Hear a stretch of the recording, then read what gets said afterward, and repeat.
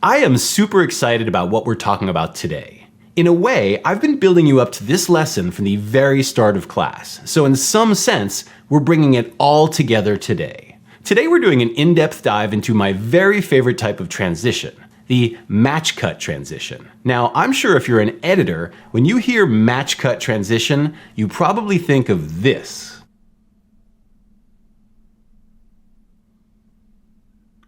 This is one of the most famous, if not the most famous, match cuts in the history of cinema. In case it's not clear, Stanley Kubrick, who directed the film, uses that one cut to fast forward through millions of years of human technological development, all the way from the very first tool up through manned spaceflight. It's super clever and deep. Now, we're not doing anything that clever or deep today, at least not in this class. But that doesn't mean we're not doing something super cool. Transitions in general are a sexy topic, and I think match cuts are uber sexy because they are really versatile. They can be used in a ton of different animation situations.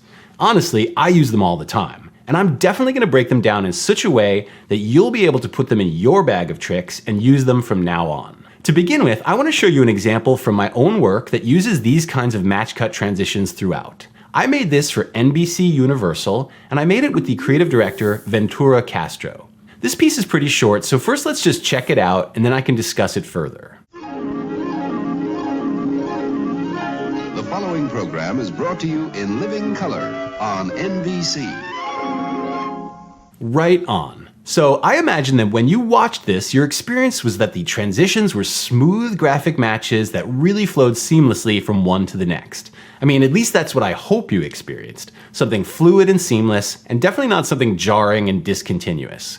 But if we go through this frame by frame, we can see that it's actually pretty jarring and definitely not composed of smooth graphic matches. Yeah, I actually find this really interesting, so let's check this out. If we go through this piece frame by frame now, you can see what the actual cuts look like, all right? So let's look at the first one. It's coming up here, okay? Right here. This is the first cut, and you can see that this is no slick graphic match right here, okay? These two things do not necessarily look at all alike, these two frames, okay? The only thing that's even remotely like a graphic match is this over here on the next frame sort of turns into this yellow ball here, okay? So that's kind of a classic graphic match kind of a thing, but everything else just doesn't work for any reason, okay? For example, this frame is kind of weighted on the left here, whereas when we go one more frame, and this is now kind of weighted on the right, all right? Now this frame has lots of like dark contrast in it, whereas this frame has like no darkness in it basically, right? Okay, so these are just very different. And you'll find if we look through this whole piece that all of the cuts are kind of like this. They're really not continuous graphic matches. So here, look at this one. Coming up here, it's gonna start moving up, okay, and then we're gonna cut there. Again, totally not a graphic match in any way, okay? And actually the third cut, to me, is the most surprising. Right here to here, okay? This one's got like stuff over here, and it's really red, lots of color here, okay? And here, it's almost completely black and white, and the composition looks completely different, okay? So yeah, as we go through this, you'll see that these cuts really do not match graphically, but if we look at the whole thing again, it still feels very continuous. So check this out. The following program is brought to you in living color on NBC. Even knowing where those cuts are and the fact that they're pretty jarring does not make the experience of watching it any less continuous or any less seamless. So the question is, why does this work so well? And the answer is related to the word match in match cut. In this case, the transitions are not graphic matches, but they do match very much in two ways. They match in motion and they match in screen direction. These are both super important, so let's dig into each one. Let's start with the motion first. To begin with, there's a little bit of a secret involved, and that is this. The best time to hide a cut is when the objects are moving their fastest. Let me demonstrate this for 1 second. So this is kind of a simple example, but it's definitely life-changing, right? So I've got this A here, okay? And what I wanna do is transform it into this B, okay? And I wanna use a match cut for this, and I wanna use position, right? So I'm gonna take both of them and turn them both on, okay? And let me grab them both. and just take these and move these over here. And now I'm gonna make a position keyframe for both of them. And let me move 30 frames and grab both of these and just move them down here, okay? I think so far you understand how this is working. So now I'm gonna grab both sets of keyframes, press F9, boop, okay? And then let me move into the middle here and jump into my graph. So here I am right at the middle, and what I'm gonna do is just crank these handles a bunch. So I'm gonna marquee over this to select both sets. And now I'm gonna pull this something like 90%, okay? Try to get that kind of close. Okay, something like that. Now I'll take marquee over both of these sets and pull this way and try to set this around 90. Okay, something like that, great. And now, if you remember, I said that the best time or place to hide a cut is to do it when the objects are moving their fastest, right? So check this out. Right here, these are definitely moving their fastest. Okay, so let me jump out of my graph. What I'm gonna do is trim A here, Option right bracket, page down and move one more frame, and now trim this to start here, okay? So now check out this animation. Yes, and this is super seamless. I mean, it's really hard to even kind of see when one becomes the other one. When it comes to motion and match cuts, we always want to accelerate into the cut and decelerate out of the cut. Just to say this again, the best way to hide a cut is to make that cut when the objects on screen are moving their fastest. Now let's talk about screen direction. Screen direction is kind of a filmmaking term, but it applies nicely to motion design. In the most basic sense, screen direction means right and left, obviously, but also up and down and in and out. Basically the X, Y, and Z axes. Now when it comes to motion design, screen direction is part of the rhythm of the motion. For example, one of the most popular screen direction techniques is to guide the action out, away toward the edges of the frame, and then bring it back into the center for emphasis. Now when it comes to match cut transitions and screen direction, there's a rule that pretty much always applies, and that's this. To make the most seamless transition, the object should move in the same direction on screen before and after the cut. In some way, this is the most important part of the match cut. Let me show you what I mean. So this is about the most minimal match cut that I think you can have. Check it out. Yeah, and I think this is really fun. So what happens here, if we look at the actual keyframes, is that the circle starts here, and then it moves over here. It doesn't even move off this box, okay?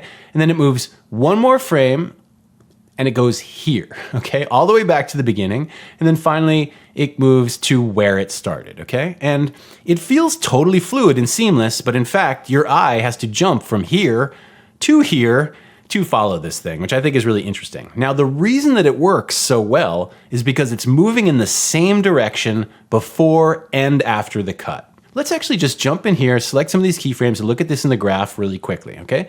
This has the acceleration and deceleration thing that I was just talking about earlier, right? Basically, there's only one frame between these two keyframes here, so this interpolation doesn't matter at all, okay? What matters is that we're accelerating into the cut and we're decelerating madly out of the cut. Okay, so let me jump out of my graph now that I've shown you that, and what happens if we change the direction that the ball moves after the cut? Okay, so this is actually really interesting. What I'm gonna do is take this here and duplicate it. Okay, I'm gonna turn this off and get rid of those keyframes or just minimize them. And then I'll press U so I can see the keyframes here, okay? So basically what I wanna have happen in this example is that I want this to move over this way, okay? And then instead of cutting and going back here, I essentially wanna duplicate this position of the circle and then have it move back to where it was, okay? So what I'm gonna do is just take this keyframe here and move one more frame and paste that here. Okay, so now it's there again. And let me just go into the graph. This has kind of altered the interpolation. So let me just take this and pull this back and just make this the way that I want, which is we accelerate in and then we decelerate out, okay? So check this out, right? Instead of being a seamless match cut transition, now we've actually created what looks to me just like a bounce, essentially, okay? And if you want to see how much this is like a bounce, let me digress for just 1 second, and I'll make a new null object, all right? And I'm gonna take this and the box, this blue box that it's in. I'm just gonna parent these really quickly to the null, all right? And then I'm gonna press R to reveal the rotation. Let me set this at 90, okay? And then let me scale this down to like 75%. Cool. So this is a little digression, but check this out, right? And you can see now that way how much of a bounce this actually is. It looks like really good. In fact, that's a very nice way to make a bounce. But let me actually undo that. I just wanted to kind of point that out and show you how fancy I was. But this really is like a bounce, okay? So I'm gonna label this bounce, okay? And basically the reason that's like this, just to go over this again, is because it's moving back in the opposite direction, right? So this is not a transition at all. This is a bounce, and it's not fluid at all because the screen direction changes halfway through, right? It's going one way and then it's going the opposite way, right? So definitely not a match cut.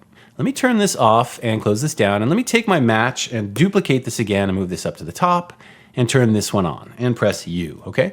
So for the final thing I wanna show you, I want to change it so that after the cut, this is once again moving in a different direction. So far, we've had this move in the same direction after the cut and then in the opposite direction. But what I want to do is have this just move in a completely different direction, all right? So what I want to have is this basically to move over like this, and then I want it to move up into the original position where this was, okay? So this starts at 680 on the X axis, okay? So what I'm going to do is take this keyframe here and move this to 680.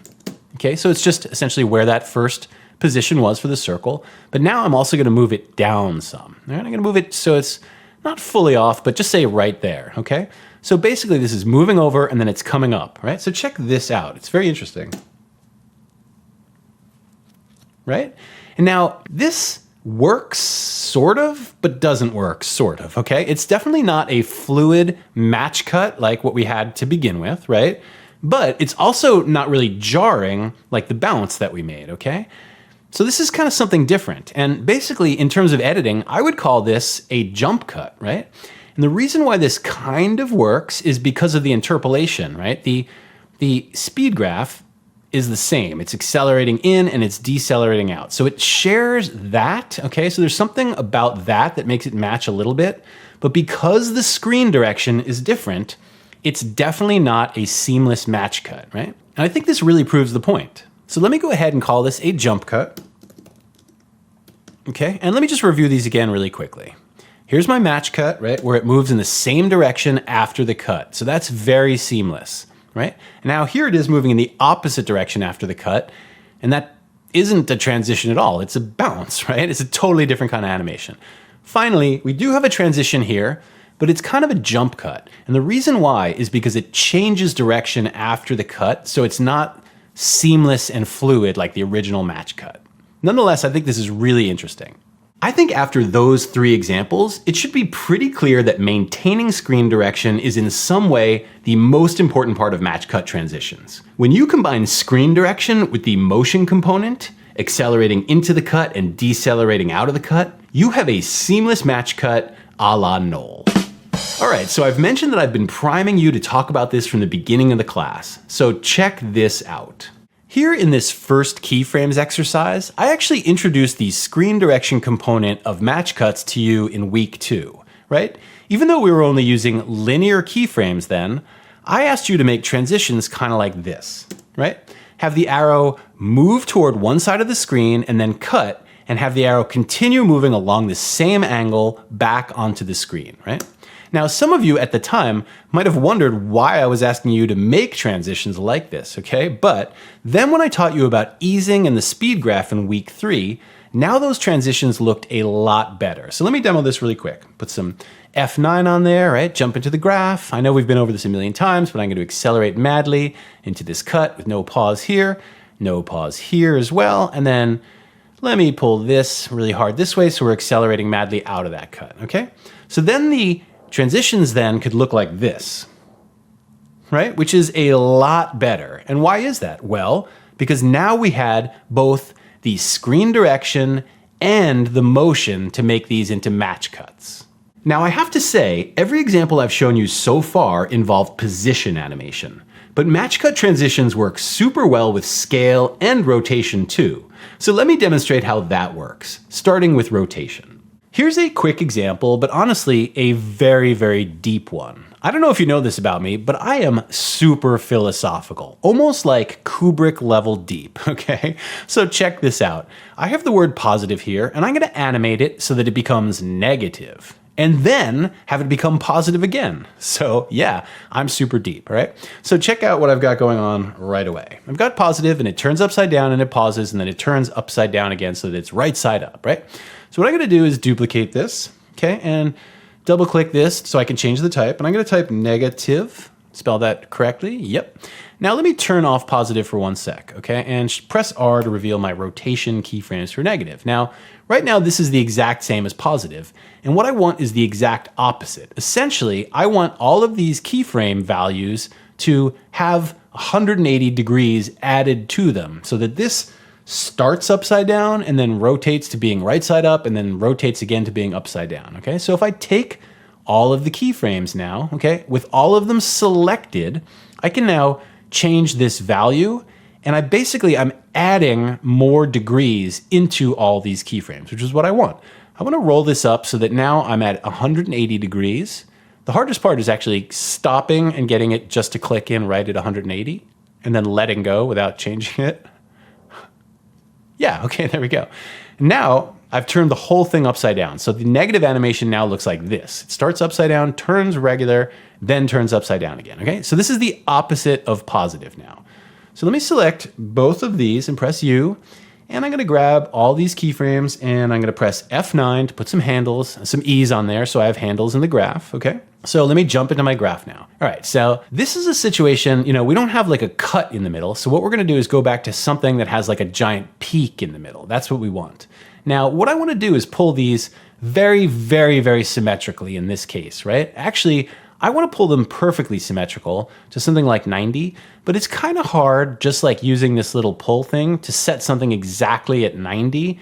It's sort of like here I'm at like 89.9 and then I'm at like 90. Yeah, so it's really difficult. So I have not actually showed you this. So check this out. If I select both, remember this is 2 sets of keyframes here. If I select them both by marqueing and I double click on this, now I open this keyframe velocity window and I can set, for example, what I want to set here is the outgoing velocity to something like 90%, okay? When I do that, that is essentially pulled this to 90, right? So if I select this now, these 2 sets of keyframes, I double click on them, now I can set the incoming velocity to 90 as well, okay? Now that pulls that like this, and we've got a nice big, perfectly symmetrical peak right here in the middle.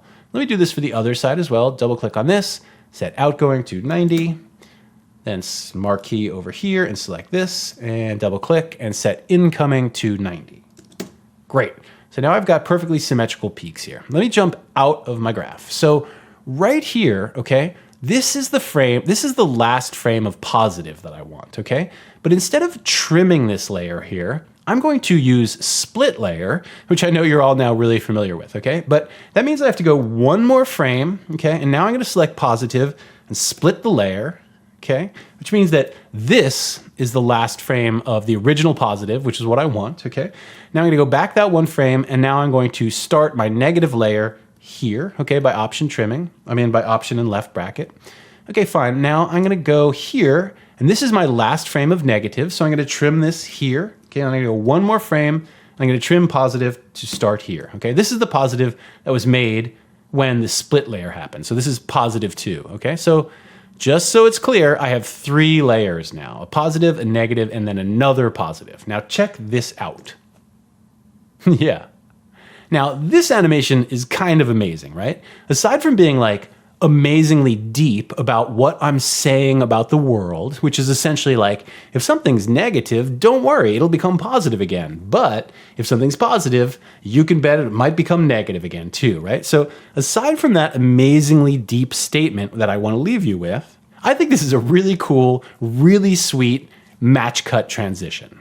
Okay, so one last quick demonstration before we move on, and this one uses scale. I am sure that you've seen transitions like this before because they are all over the place. So let's just say I have a sequence like this, okay? And I want it to say After Effects and Kickstart in a really impactful way, okay? Almost like, I don't know, like a sports promo or something. Like if it was for like wrestling or something, it'd be like After Effects Kickstart, okay? And I want to have like little scale pops between the words with quick match cuts, okay? So right now I've laid out these 3 words in a 3-second comp, so each one is on screen for 1 second. And here, I can just play this down what this looks like now. After Effects and Kickstart, right? Okay, cool. So now what I find is the most sort of confusing part for people is this part right here, okay? Let's just say, I go to the last frame, and actually I'm gonna make this animation 6 frames. It's gonna be really quick. So let me go back 6 frames. 1, 2, 3, 4, 5, 6, okay? And now I'm gonna make a scale keyframe at 100% of the size. Let me go to the end, okay? And at the end, I want it to be getting bigger. So I'm gonna set this to like 180, all right? So when I go to the next frame, sometimes this is what's confusing, all right? Is deciding whether the word effect in this case needs to be big at the start or little, okay? So, let's think about this for 1 sec. I'm gonna go 1, 2, 3, 4, 5, 6 frames, okay? And I'm gonna make a scale keyframe at 100% of the size, right? Now, if you're not sure which way this should be going, think about what I said about screen direction, which is that to make the most seamless transition, the objects should be moving in the same direction before and after the cut, okay? So before the cut, after is getting bigger. So we want effects to also be getting bigger. So at the start here, we want to make this smaller, okay? And that could be a little bit tricky. So I'm going to set this to 20%, right? And actually, now that I've got that animation, those keyframes, which just go from 20% to 100%, I can copy those, go back here to the beginning, and just paste those into this after layer, all right? So now this goes like that, and then like that, right? So now I can copy these keyframes here and go back to the beginning here. And even though this already has keyframes, I can just blow over those and paste the new keyframes on, and then go here to the beginning and paste those there as well, okay? So now we've got the screen direction set up correctly, but obviously not the easing. And now it looks like this, right? Which is boring and linear and weird, all right? So now let me select all of my keyframes and press F9 and go into the graph. So now here in the graph, what you see is we have 3 sets of keyframes, okay? This is one, and then it starts here and jumps back to the beginning, and this is the other half right here, okay? So what I'm gonna do is try to adjust these as much as possible all together, since they're all really identical, okay? So I'm gonna grab this, which is the start of the animation on that one set, and this, which is also the start, and this, okay, also the start. And I'm gonna take these and I'm gonna crank these 100% that way, okay? And I'm gonna take this, which is the second keyframe of the start, right? And then I'm just gonna push this back this way 100%, okay, right? It's pretty familiar looking so far. Now I'm gonna take this and this, and I'm holding down on Shift, by the way, when I marquee over these and select them, okay? And now I'm just gonna take this and push this way all the way. And then finally I can grab this and this and this, okay? And now I'll just pull these this way 100%, okay? So now I've got the familiar accelerating madly into a cut and then decelerating madly out of a cut. And I've got this for all of these transitions now. Cool. So let me jump out of my graph and let's watch this.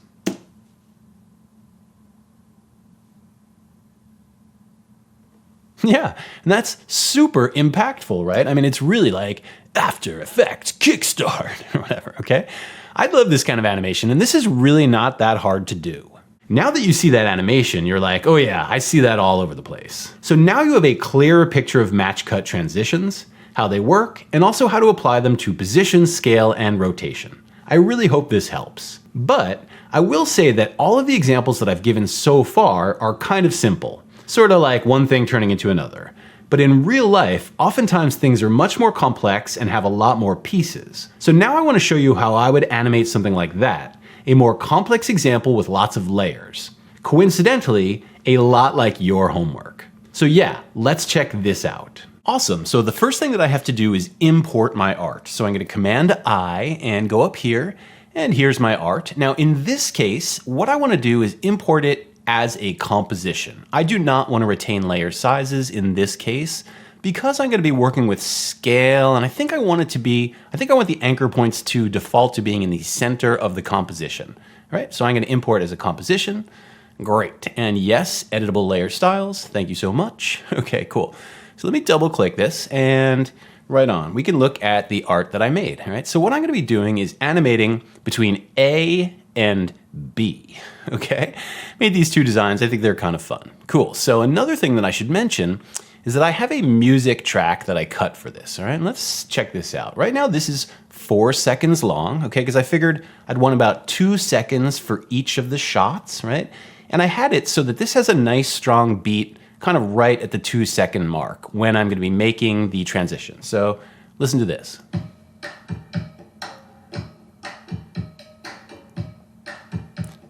There. Okay, cool. Also, I should say that I had this loop just for the heck of it, okay? I love loops. So what I'm going to do is copy this, and I can close this down now. And actually, I'm going to close down all these other layers as well. Great, so I'm just working on my collage here. So I'm going to paste that music track here into my main comp, and I'm going to move it down to the bottom. All right, so now one thing about After Effects is when you import stuff as art, it kind of makes that composition kind of the length of whatever, I think it is, whatever you had, like whatever composition you had before, it kind of makes your art that length, okay? And it also makes like all of the pre-comps and everything that length as well. Now in this case, that happened to be 20 seconds, but really this is a 4-second animation. So I'm gonna have to kind of edit this down a bunch, right? So I'm gonna select my music track, Option Command B to set the work area around it, right? And here I'm going to Control click or right click into this work area and trim comp to work area. Great. So now this is 4 seconds long, which is what I want. Additionally, I'm gonna kind of find that beat here in the middle, right, which is right there. And that's where I want my transition to be. So I'm actually gonna back up 1 frame to 2 seconds. I'm gonna select my A layer, okay? And what I'm gonna do is, I wanna trim this, but I actually wanna make this whole pre-comp this length, because if I double click here into my pre-comp, we'll see that this is also 20 seconds long, right? So if I go to the last frame and then double click into here, I could do the same thing where I press N and then right click and trim comp to work area, right? Now this is 2 seconds long, and I can go back here, go 1 more frame, okay, to the start of my B. And actually, I'm not gonna trim this here. I'm gonna left bracket and move the first frame right there. And then I'm gonna go to the end of this, double click in here, do the same thing where I press N and then trim my comp to the work area, okay? So now what I have is 2 comps or pre-comps that fit exactly in here perfectly, and they're both the right length, okay? So far, so good on the setup. So let's watch this down.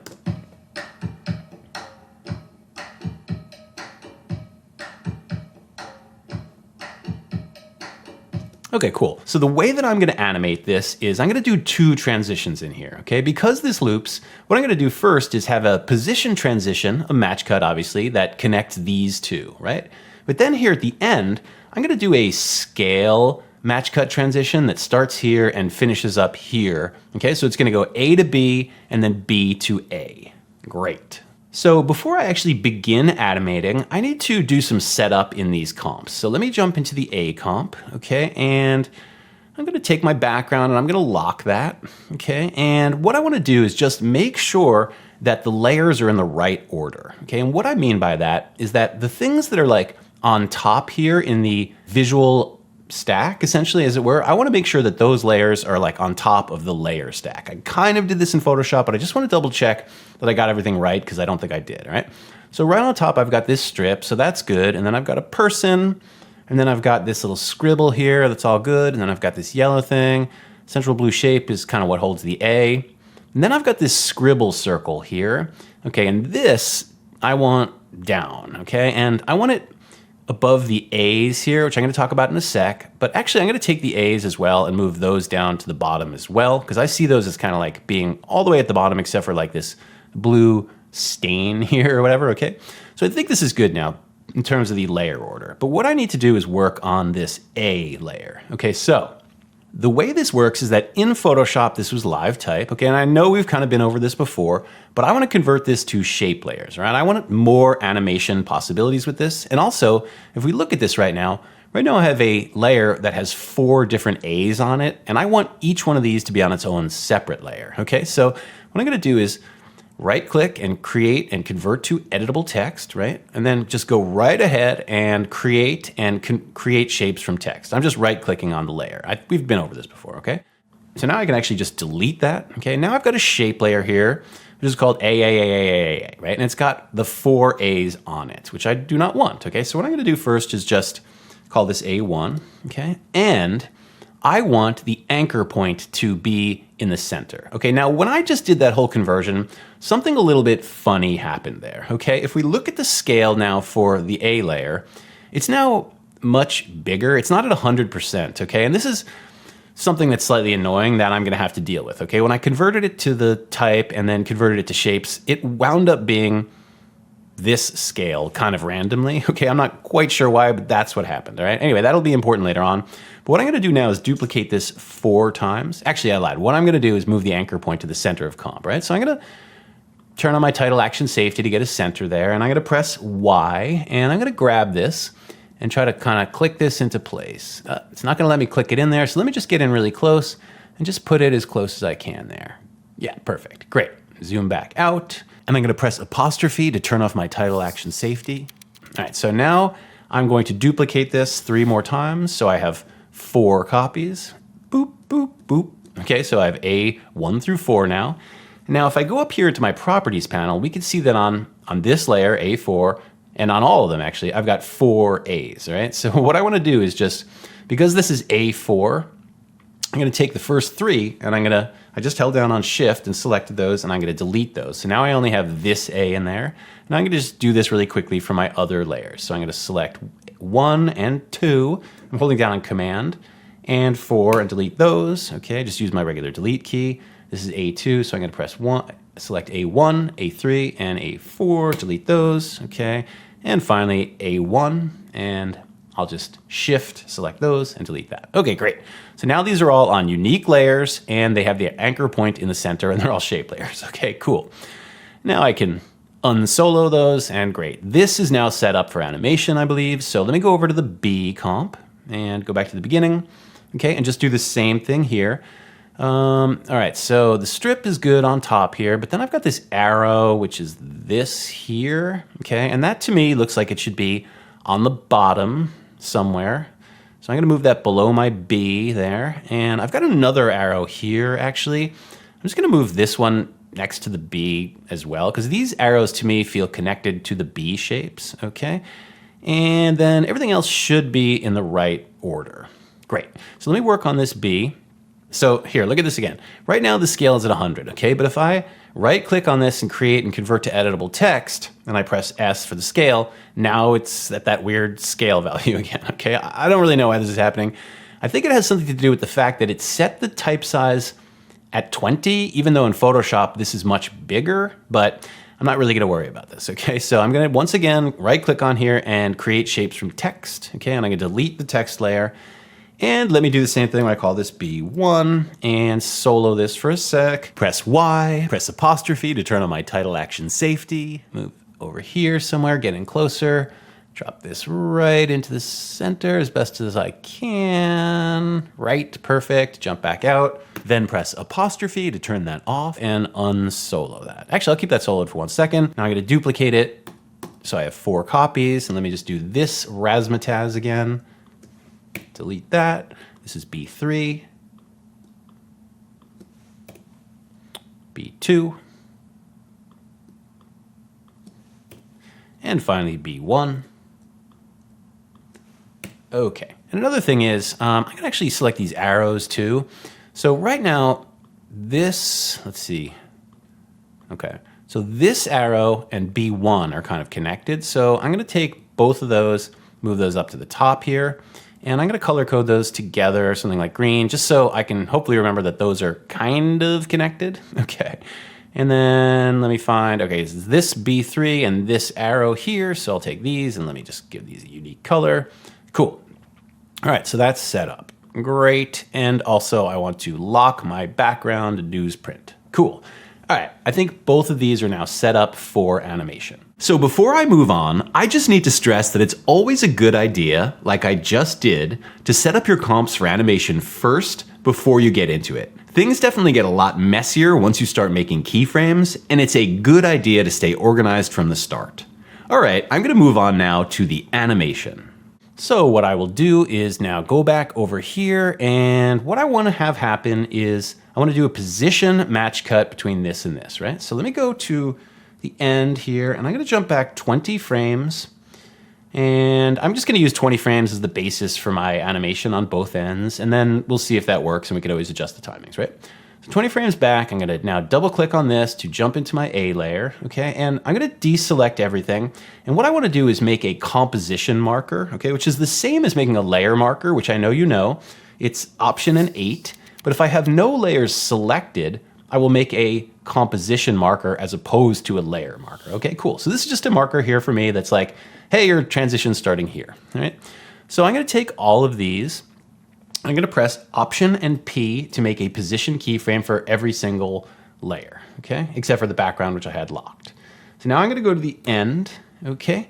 And now I'm gonna do the animation. Now I should explain that I wanna do a little bit of a parallax animation on this, okay? In other words, the objects that are on top of the layer stack, like this strip here and this person and this yellow thing and this A shape, okay? These are gonna move more than the layers that I think are toward the back, like these A's here and this stain and this thing that says relax here, okay? So that's kind of the way I'm gonna do this. And another thing is I'm gonna start with this strip and I'm gonna, let me see how far I want this to move over, okay? I don't want this to actually move off screen. I wanna put it somewhere like here or something, okay? But what I'm also hoping for is a nice kind of even number, all right? So this starts at 960, and I think what I'm gonna have this do is move over to 1760, which is 800 pixels over from where it started, okay? I just want this math to be kind of simple, right? So if I do that, then I can kind of just take this person and, okay, this is cool. If I want to move this less, just say 750 pixels, I can select this number here and then click out of it and just type plus 750, and then that'll move that person to where I want, okay? So I just kind of keep doing this and just say plus 700, all right? And plus 650, etc. Plus 600, plus 550, plus 500, okay? Plus 450, just distributing these in space, oops, plus 400. Okay, so now I'm at this scribble circle. All right, so I just did plus 400, okay? So the scribble circle, actually, let's see, if I kind of did this with the arrows, but I sort of forgot to do that on this side. So which A is that associated with? Okay, this one. All right, so I'm gonna take this one and move it up to the top, and let me just change the color here. Okay, so I know those two are connected. And I've just moved it 400. So first I wanna start with this one. So basically what I wanna do is, I'm moving things left to right, okay? And I want to separate them. So this one, I wanna move first, and then this one, and then this one, and then this one, okay? I wanna move the ones that are more to the right first, okay? So that's this one and the scribble circle. So, okay, I just moved 400. I'm gonna put the scribble circle below the A. All right, so what I'm gonna do is add 350 here, okay?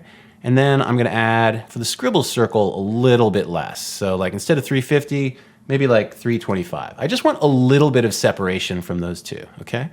And then here, for this A, I can add 300, okay? And then I can just keep going here, plus 250, and plus 200. All right, cool. So now I can unsolo those, and let me just finish this out. I've got this stain here. Okay, so I'm just gonna say plus 150. Cool. So let's check that out just by pressing J and K. Let's check out the distribution there. That looks pretty good, all right? I like that. So I think that'll make good parallax. I'm gonna select all of these now and press F9. And let's jump into the graph for 1 second. Ooh, yeah. Look at that distribution I got there. Ooh, that is so sexy. Okay. Now, of course, what I want to have happen is for these to delay at the start. So I'm going to pull this, oops, like undo that, pulled it up by accident, which you don't want to do. Holding down on Shift, okay. And then I'm just going to push that this way. All right, like that. Great. And we can watch what that looks like. Cool. Looks good. Yep. I love it. All right, so let's do the same thing on the B side now. Let's go back to the beginning. And now, remember, this is like moving off this way, so we're gonna start at the beginning of the B. Okay, so let me jump in here. What I'm gonna do is jump 20 frames again, and I'm gonna make another composition marker, Control 8, up here at the top, okay? Just as a reminder to myself. I'm gonna do the same thing here. I'm gonna select all of these and press Option P to set a position keyframe right here, okay? And now I'm gonna go back to the beginning. Kind of gonna do the same thing, but I'm gonna move them in this direction, which means I'm gonna be subtracting, all right? So let me just figure out where this first one wants to go. Somewhere around here, okay? So let's just say around 260. Okay, so that means that I've moved it 700 pixels. Okay, great. So that's one 700. So I can subtract 650, subtract 600, subtract 550. Oops, whoa. Subtract 550, subtract 500, 450. 400, 350, okay, 350, all right. So now I'm at my B's, okay. Make sure I got these in the right order. Yeah, okay, so that was 350. So here I'm gonna subtract 300, and here I'll subtract 275, I guess, okay. And then 250, 200, 150. Okay, that was an arrow. So I'll do minus 175. So that one moved a little bit farther. Okay, and then I don't know, minus 100 and minus 75, minus 50. Okay, cool. Not sure I got the distribution perfect on that side, but let's go ahead and select all of these and press Function and F9 or F9, and then I can go back here to my graph. The distribution's pretty good. I mean, I could still write home to my parents about that. So what I'm gonna do is select all of these and push these back this way all the way, okay? And select all these. Remember, I got a marquee over all those, and I'm gonna pull this way. All right, cool.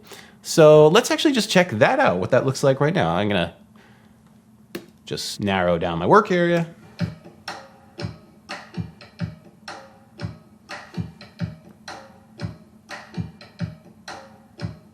Yeah, I think that's a really good start, okay? Now, of course, I want to make some adjustments to this, but this is just a really good start. Now, what could I adjust? These kind of match cuts, actually, you can adjust quite a lot. That's kind of the genius of them, is that you can very much customize these as you want, in a way. So one thing is, right now, if I jump into my A pre-comp, is that I kind of just randomly set the timings to 20 frames here, okay? And I think they look fine, but I think what I wanna do is something that's a little bit extra, which is to have the ones that are on top kind of move first just a little bit, so that they just draw your eye right there, okay? So what I'm gonna do is, I'm actually gonna take all of the keyframes except for the one on the top, and this is a good shortcut. If you Option and use your arrow keys right and left, you can move keyframes one frame right or left, okay? So in this case, I'm gonna Option and right arrow, okay, and move all the keyframes there. And then I'm gonna deselect this and Option and right arrow, move all those, deselect, Option and right arrow, deselect. Okay, and I don't need to do this for every layer. I'm just gonna do this kind of for the ones that are kind of on top here. So probably like that, right? So that's nice. So they start moving first, and then it's kind of like they kind of drag each other layer off. So check it out just on its own. Right? So it's like the ones on top start first, and it's just kind of a little bit nicer, okay? It kind of adds to the parallax. So let me do this also on the B side, okay? And now just remember that you want the ones on top to be moving for longer, okay? So you got to go in the other direction here. So I'm going to select all these, and now I'm going to Option and left arrow that way. Okay, just move a bunch of these back also. I don't know, yeah, like that. Okay, so let's check that out.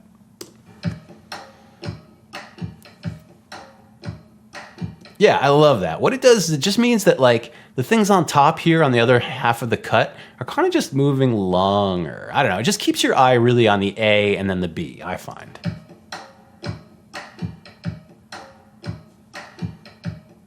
Cool, so I'm loving this, but I still want to take this one step farther, okay, and work on something that I think will really improve this definitely, all right? And that is, I kind of want to jump into the pre-comps here a little bit. So if I look here in my A, I'm going to select everything and just close this down, okay? Right now I've got this central blue shape and this yellow shape with dots, okay? And these are both pre-comps, all right? And so I can put additional animation in there. I have this idea that when the A is moving off at the end, I kind of want to have the A move and then have additional copies of the A kind of quickly scroll through there. I think this is gonna just add a little bit of element of surprise in the transition, and it's always nice to add some surprise in, okay? So first I have to get the length of this pre-comp right. So I'm gonna go to the end, double click, press N, and just trim this comp to the work area, okay? Then I'll go back here, and I wanna have this happen, let's see, when does this start moving? Okay, it starts moving here on this frame. So let me double click to jump in here. And I'm gonna make a layer marker there. Okay, and what I'm gonna do is animate the A. But actually, I need to kind of explain something first here, which is this button right here, okay? We haven't actually talked about this, and it's kind of more of a Photoshop After Effects handoff thing, okay? But right now we have this central blue shape, and that's this blue color, okay? And then I have a texture layer and this A layer, and if I take these, for example, and move them, you see that they're kind of like matted into that shape, right? That's because they have this button pressed on. If I turn this off, okay, now you can obviously see that they are not matted into that shape, right? So that's what's going on here. And this is what happens when you have like a layer mat, I think it's called in Photoshop. It kind of opens in After Effects this way, right? So that's fine. What I'm actually gonna do is turn this transparency off for the A right now so I can animate this a little bit easier. Okay, so I'm gonna press Option P and make a position keyframe here, and I'm gonna go to the end. And now I'm gonna move the A a bunch. I don't quite know how much, but just like over here somewhere, okay? And I'm gonna take these and press F9, and let me just quickly kind of interpolate these so it matches what's going on in the regular comp, in the non-pre-comp comp, okay? Great, so that would look like this now. Now, what I wanna do is go back here to the beginning and duplicate this, okay? And I can actually trim this layer right here, and I'm gonna take the animation off of it. Now, as the A moves over this way, I want this to be parented to it, okay? So that it winds up kind of being dragged through this little frame as well. So I'm gonna do that. And additionally, I want this to happen twice, so I'm gonna duplicate this one.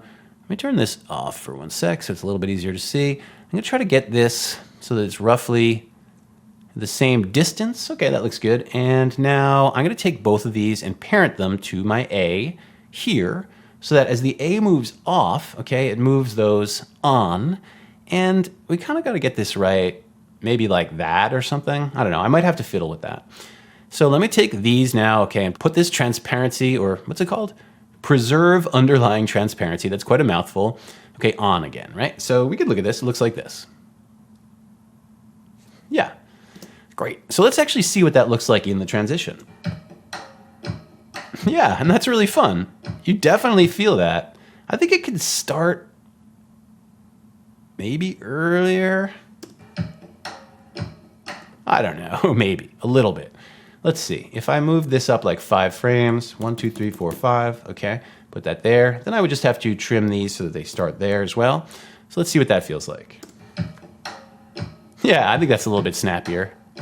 Cool, it starts like a little bit before, just a little bit before.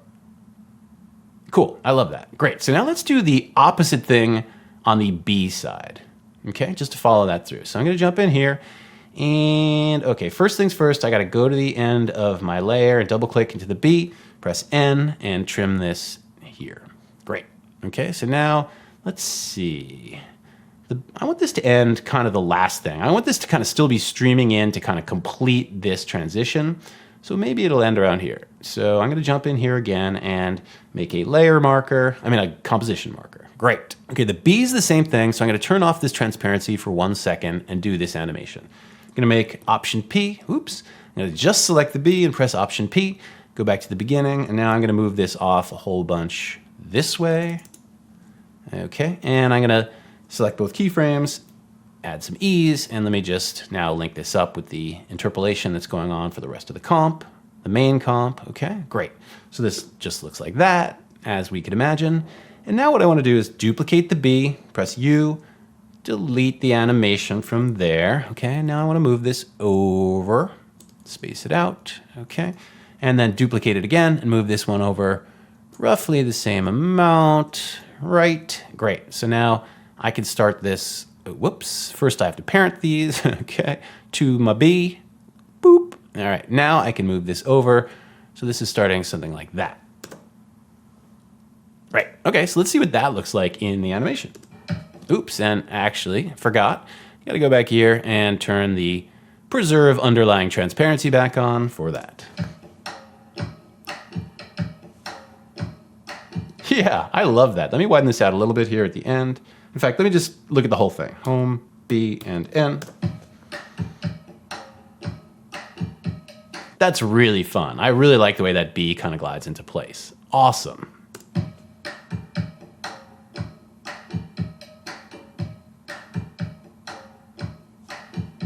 Yep, cool. So that looks really fun. And I think that's done for now. I mean, in real life, I'm sure I could fiddle with that to death, but I'm gonna keep moving. And let me work on the scale transition here at the end. Great. So I'm gonna go back to the end, jump back 20 frames, and let me jump into my comp. And actually, I'm gonna make a composition marker there as well. Select all of my layers and press S to reveal the scale, and actually press Option S to make a scale keyframe here. Okay, then I'm gonna go to the end. Now, I wanna have all this stuff get bigger, okay? But also I wanna use parallax, all right? So I'm gonna do this very mathematically. I'm going to just set my strip here to 200, okay? And then just do everything else a little bit less, like 190, 180, 170,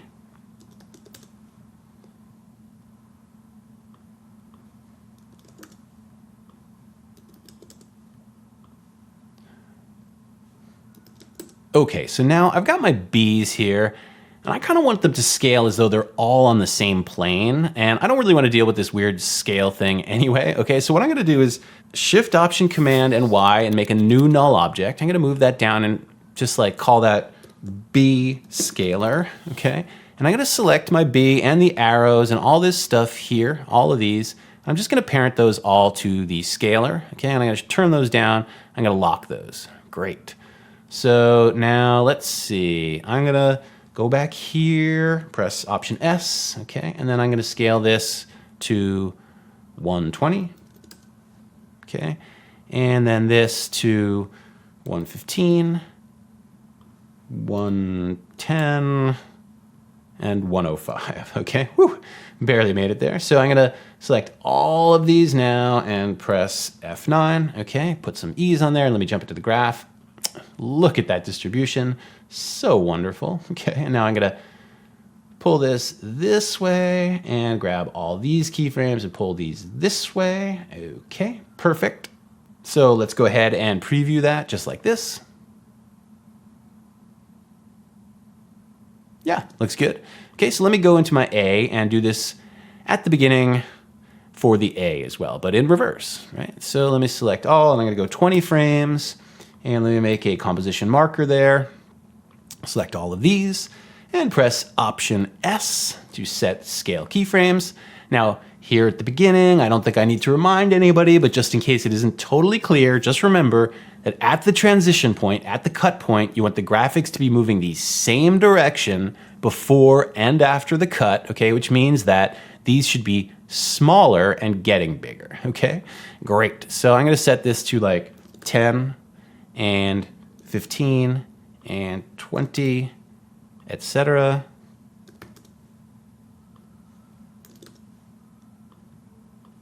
$35.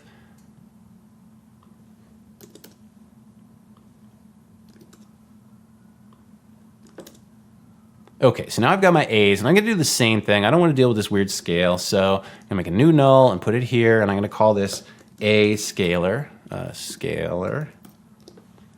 Okay, I almost wrote A Sailor, which would be like Austin Sailor, if you know who I'm talking about. In any case, great. So I'm gonna parent these all to the scalar, okay, including that scribble circle. Then I'm gonna shut these down and lock that. All right, so I'm gonna make a scale keyframe here, and I'm gonna copy and paste, oops, and I'm gonna copy and paste that there. Okay, and so now let me go back to the beginning and make this 60, and then finally I can make this stain 50. Great. Okay, cool. So I'm gonna select all of these, F9, okay, and then let me jump in here and ooh, look at that sexy distribution. I'm gonna push these all back here at the start and then pull this way. Awesomeness, okay. So let me jump out of my graph and actually let's look at that all together.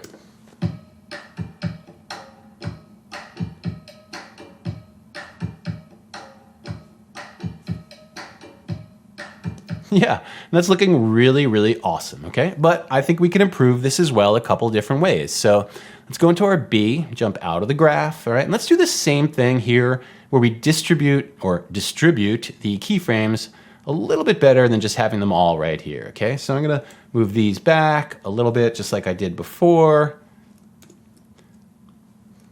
Just for like the top 5 or 6 or so. Great. Let me do that on the A side as well. Okay. Now remember, we want to move backwards here. So these go back.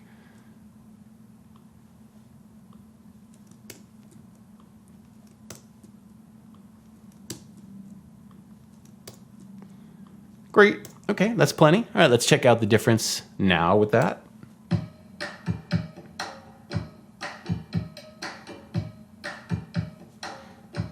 It's subtle, but I definitely feel that. These sort of start first, and then they pull the rest up, and then these kind of do the same, right?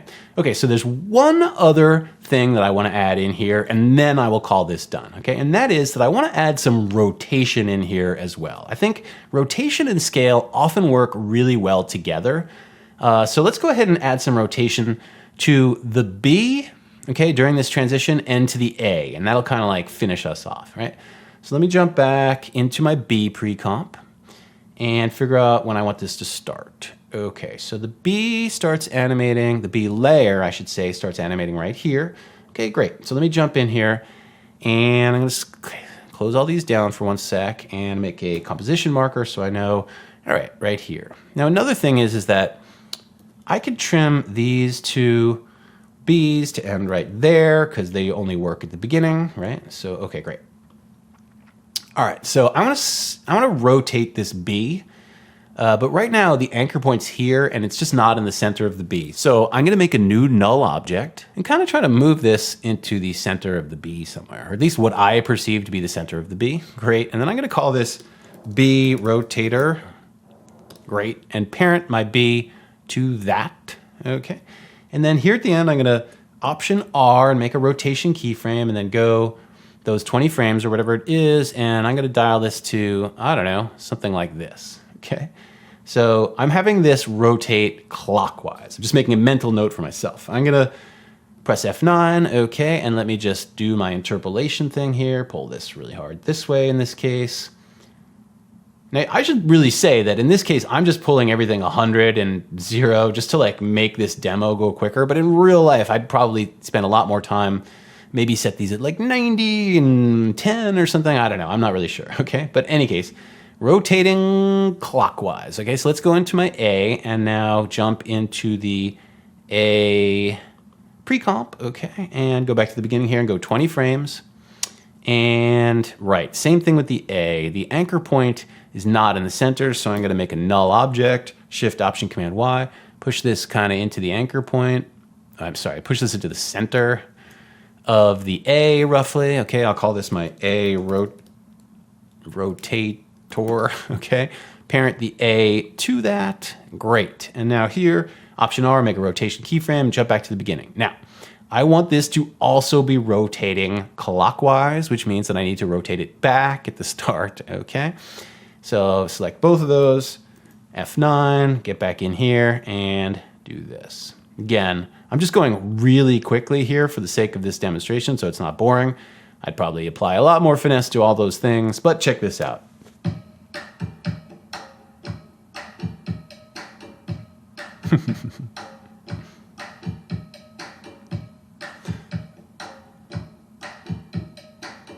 Yeah, And that looks really awesome. That little rotation gag really brings your attention to the A and the B. I think that's awesome, okay? So basically, I'm done with all the transitions now, okay? And I really love it, but there's one other whole thing that I kind of want to address here, okay? And that is, that we're working on a collage, okay? So we want to keep in mind that we want this to still have some collage feeling to it, all right? And B, there's also, if you look at this, things animate on and then they kind of like hold for like a second in the middle and then they animate off and then they kind of hold again. So we need to figure out something to fill this time in where nothing's moving at all, okay? Because in motion graphics, you generally want to have, you'd never really want to have a period of like a whole second where nothing's moving, even though we basically want people to be looking at the composition of the collage, which is so beautiful, right? We still want to have some motion in here. So that's two things, right? We want this to feel like a collage, but we also want it to have a little bit of motion in here, all right? So to address the idea of it being a collage first, I'm going to show you something that's really awesome, which I actually talked about in the effects overview, okay? I'm going to make an adjustment layer. Sorry, I made a null. Option Command Y, right? And I'm going to call this posterize, right? I'm going to go up here to my effect and go down here to time. And once again, I did this in the effect overview, but I'm going to set posterize time on here, okay? Now, if you didn't watch that bonus lesson, which I definitely suggest that you do, what posterize time does, okay, on an adjustment layer is that everything happening below it, except for the music, okay, don't worry about that, is going to happen at a different frame rate. Now, right now in this composition, this is 30 frames per second, okay? But what I can do is set essentially an effective frame rate of whatever I want. Now, what I want to have in this case is set this to 15 frames per second, okay? And in a 30 frames per second comp, 15 frames per second means that it's going to basically display a frame and then hold it and then go to a new frame, hold that. So it's going to basically display every frame twice, okay? So like here, for example, just watch this from the start, okay? If I go one frame, we see no change, okay? Because right now it's held this frame for 2 frames and then it changes and then we hold and then it changes and we hold and it changes and we hold, okay? So it's really holding each frame for 2 frames and then skipping the literal actual second frame and 4th frame and so on, okay? So basically, sort of a technical description, but what it's gonna do is it's gonna make this look a little bit more like stop motion, which kind of goes nicely with the collage feel, all right? So just check it out.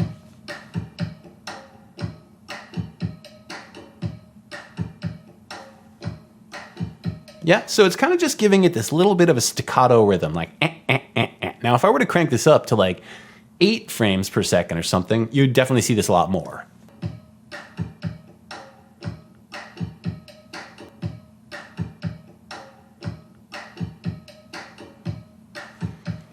Right, so you see that, but it's actually, this is now too limited in terms of the animation. So I'm gonna set this at 15, which is just a very nice kind of posterized time thing, right? So I'm gonna lock that with that on top. So that's the first thing I'm gonna do. But now I wanna talk about what to add in and like how to animate this just a little bit. I think it would be a good idea to look again at my Fireside history piece just to see if it offers a few clues on how to do this. Yeah, so check it out. If we go here to the second shot, okay, check out the second and third shots. Yeah, okay, so I don't know if you saw that or not. It's fairly subtle, okay, but here in the second shot, if you look at this guy and at this red bar here, that's primarily where I put some animation in. So right there, okay, as this is coming up, I have this guy get like 1 click bigger using a hold keyframe, boop, right? And then a few frames later, he rotates just a tiny little bit right there, okay? And then this kind of mirrors his rotation a little bit here, right? And then again at the end, it rotates sort of back rather quickly, all right? And it's sort of notable that these two things that I have jitter, I kind of have them, they're sort of next to each other, so that's one clue, I think. And then if we look again here at the second shot, and we go through this kind of frame by frame, we'll see that if you look at JFK, right here, he does like a tiny little rotation right there. And then one more at the end here, one little rotation, okay?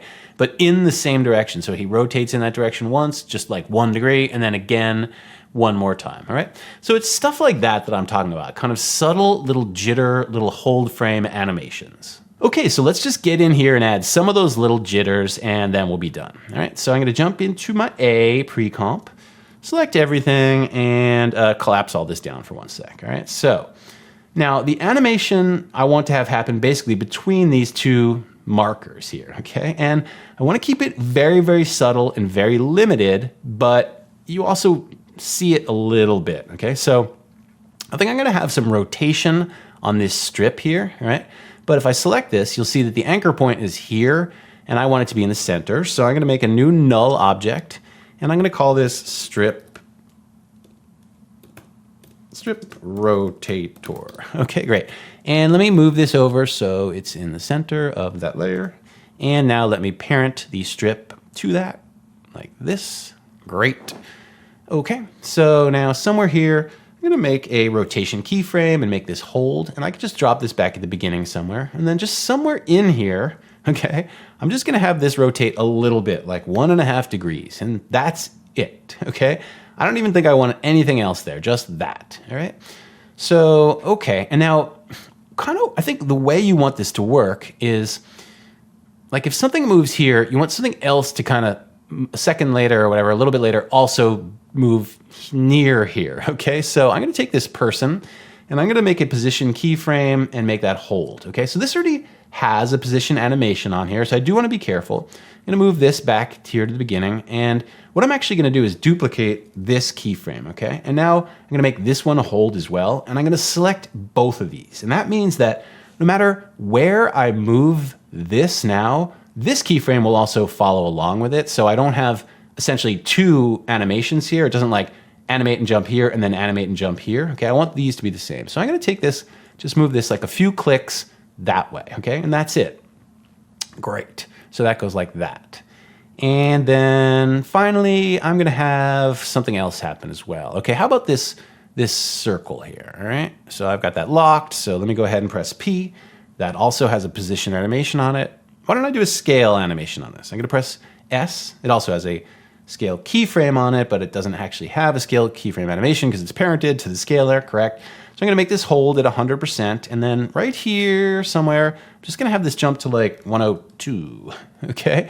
Just got a little bit bigger like that, all right? And actually, I also noticed that because the anchor point's here, I probably should have made a null object to do this so that this could jump the right way from its own center. So let me actually delete that.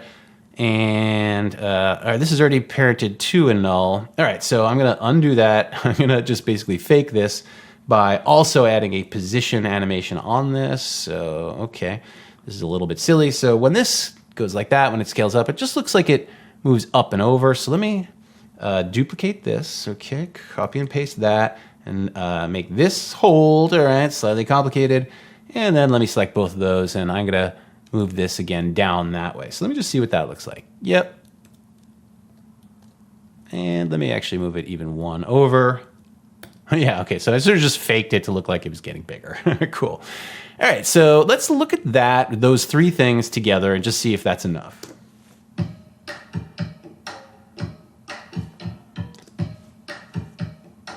Yeah, I think actually this is too much animation on this little guy here. I'm gonna do a little bit less, believe it or not. I think I moved him 2 clicks.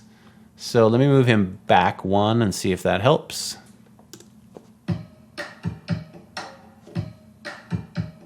Yeah, I love that. I think I would add 1 or 2 other little things in here as well, just to like kind of maybe move our eye. Oh, here's what I'm gonna do. Okay, I love this. I've got this other pre-comp here with these dots in it, okay? So let me have those dots jitter a little bit. All right, so let me just go back here. Actually, I gotta go to the end and double click here. This is now too long. Set the end of the work area there, trim comp to work area. Okay, great. So let me jump back into the A, and I'm gonna have this start animating around here, okay? So this is gonna be fun. You take all of these and position Option P to make a position keyframe. Now let me just make that hold and go back to the beginning here. And let me just go ahead and add a little bit of animation into each of these, like have this move up like here, okay, and have this one also move up, but then take this keyframe and actually put it a little bit later, and then put this one here and have this move over and down a little bit, and then a little bit here. I'll have this one kind of go like that. Cool, so let's see what that looks like.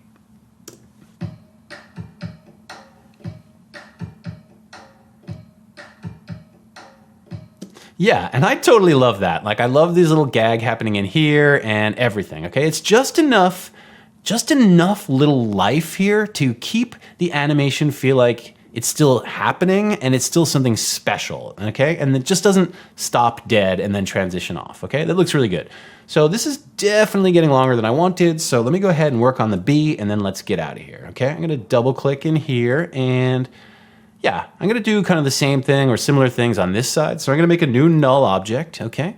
Call this my strip rotator, okay? And then I'll parent, actually no, I'm gonna take this strip and move it to the center here first, okay? And now I can parent this to that, okay, great. And awesome. Now I'm going to press R on my null, okay? And I'm gonna make a rotation keyframe and I'm gonna make that hold and I'm just gonna pull that back to the beginning here and somewhere around here after the B is just done moving, okay? I'm gonna have this click like 1 degree rotation, okay, great. And now let's work on this person as well. It's always good to animate the people and have them be like a focus of attention. Okay, so I actually have position animation in here already, so this slides in. So I'm gonna take this and make this hold, okay? It'll still slide in and then it'll hold. And then right about here, I'm just gonna have them move like 1 or 2 clicks closer. Okay, great. Put that like around here and we can check that out. Yep, I love that. And then over here, I'm gonna have something else, maybe one of these B's like this, maybe like this B here, yep.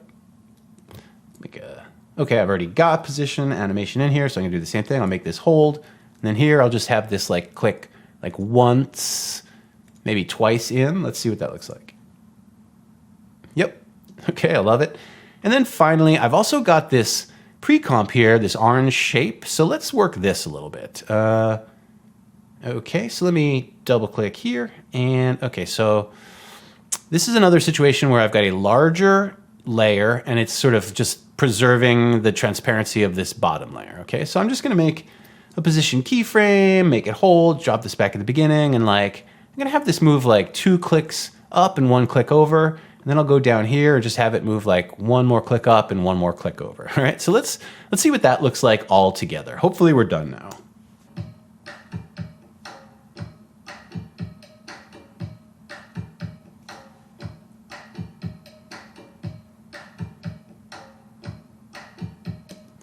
Yeah, really close. Just a fiddle. Some of these, so I've got some pretty good beats here, and I feel like nothing hits on that beat right there. So I think what I'm gonna do is just add like 1 other little jitter right there. I'm not sure what that is though. So everything's still kind of in motion here actually. So maybe this is not a good idea. Oh no, certain things have already come to a rest. Some of the things down toward the bottom have already come to a rest. So maybe this yellow stain layer. Okay, that's just stopped. So yeah, okay, what I'll do is add a keyframe there, go a couple more frames to just move that like 2 clicks over. Okay, let's just see that. I don't know why.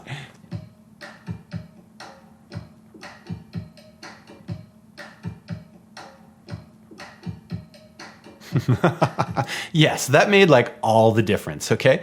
So I am officially ready to declare this as totally done and amazing. Right on. I hope this was instructive and also a little bit fun too. At least it was for me. I really love collage animation and think it pairs so nicely with match cut transitions. And like I said up top, I'm pretty sure that I broke them down well enough in this lesson for you to use match cut transitions in your own work from now on. Which is good because you're definitely gonna have to use them a lot in your homework. So when you feel like it, go ahead and transition into that next video, and I will see you there. What happens now?